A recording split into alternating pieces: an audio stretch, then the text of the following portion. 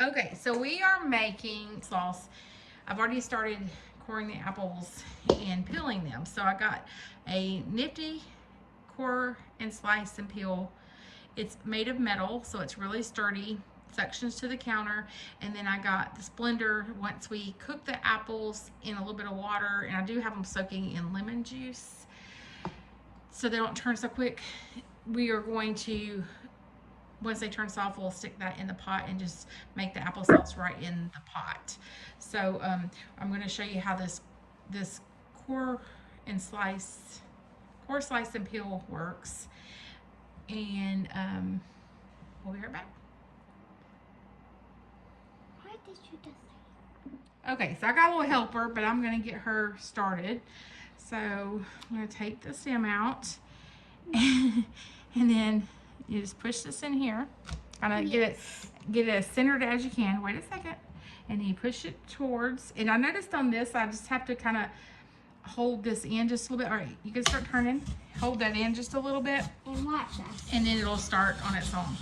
And we're actually saving all the peel for in the cores, that we're gonna make apple juice with it and apple jelly.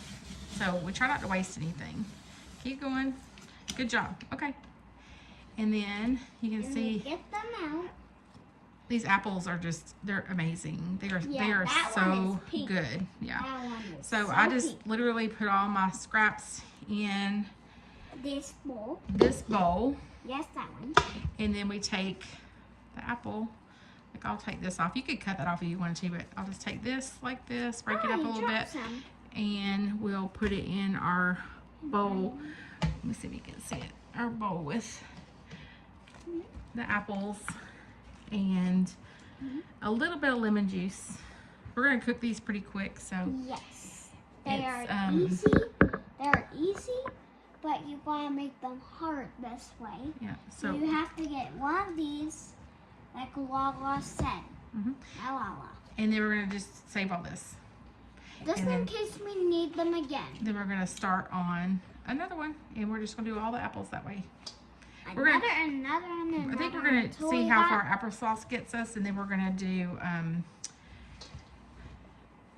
maybe apple filling, like pie filling, but we'll use it for like our apple crunch cake and stuff, Yes.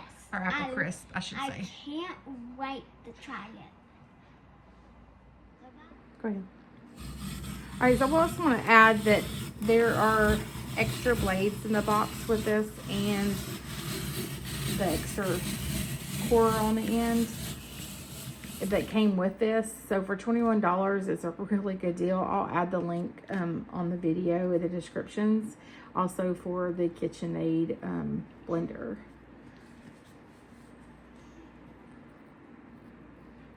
And my granddaughter just did one all by herself, so it's super easy. Would you say it was easy? What? It was easy peasy. What do you say after that? I forgot. Easy peasy.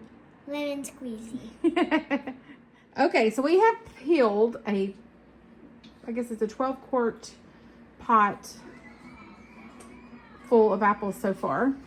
We're just still in the water and the lemon that was soaking in earlier, just to kind of help it from turning so quick. We're going to boil these until they're tender, and then we're going to blend them right in the pot, add sugar back to them, bring it back to a boil, and then we will start to can them in our sterilized jars, and then we're going to hot water bath them for 20 minutes. So this is our next batch, and I just added enough water.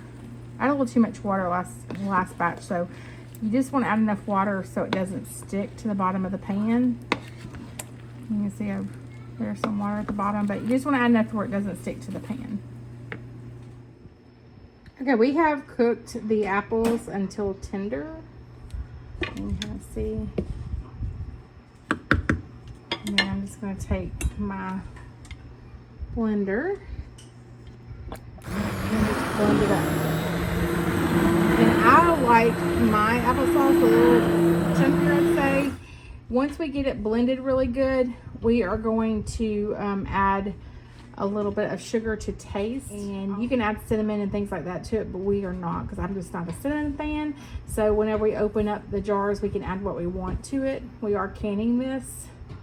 So right now I'm just going to blend it, and then I'm going to put it back on the stove, add sugar, and then we're going to bring it back to a boil, and then it is ready to put in our hot jars.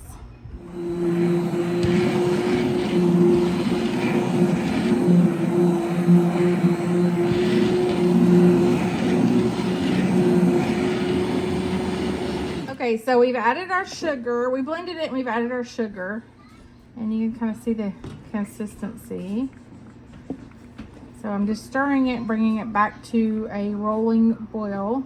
And then we're gonna put it in our jars. If you're not canning it for long-term storage, you can just put in jars and put in the refrigerator, and it's good for a week or two sealed, if or just keep it closed.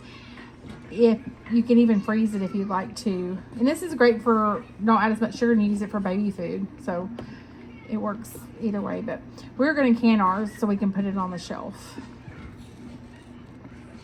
And then we're just going to put it in sterilized jars, and we're going to hot water bath it for 20 minutes. So this is what we have left of our 2 bushels of apples. These apples are, here, they're huge. We're super excited, and then I'll show you what we canned. Then we also used the old-fashioned, just hot water bath canner. This is actually all our peels and our cores that I've got in cold lemon water that I'm actually going to let soak, and then we're going to boil those down and make apple jelly and apple juice. And then we left these in the canner, the hot water bath canner, or boiling water canner, whatever you call it. We've left it in there for 20 minutes. I'm just letting this one rest while the other one catches up.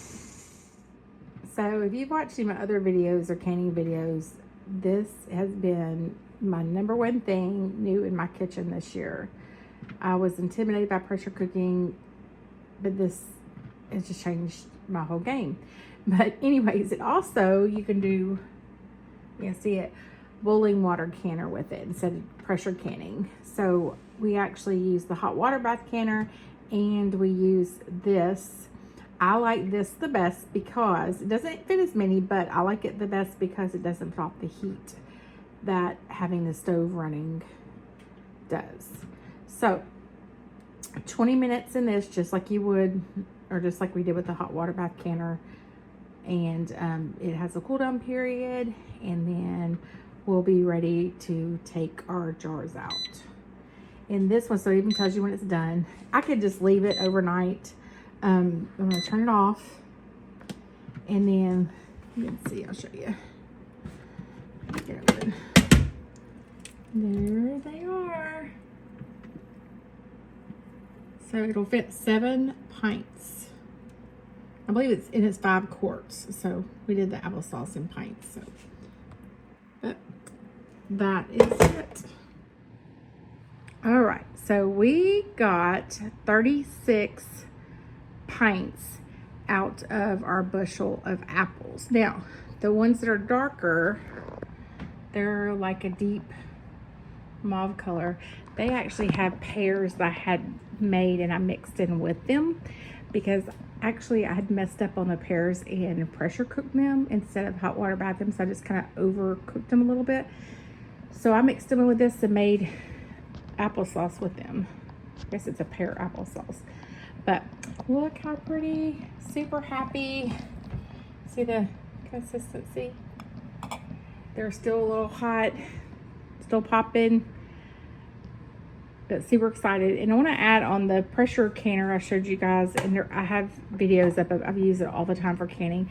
If you use the small mouth or regular mouth, you can fit 8, but I use the wide mouth jars on mine, and it fits 7. My daughters are the regular mouth.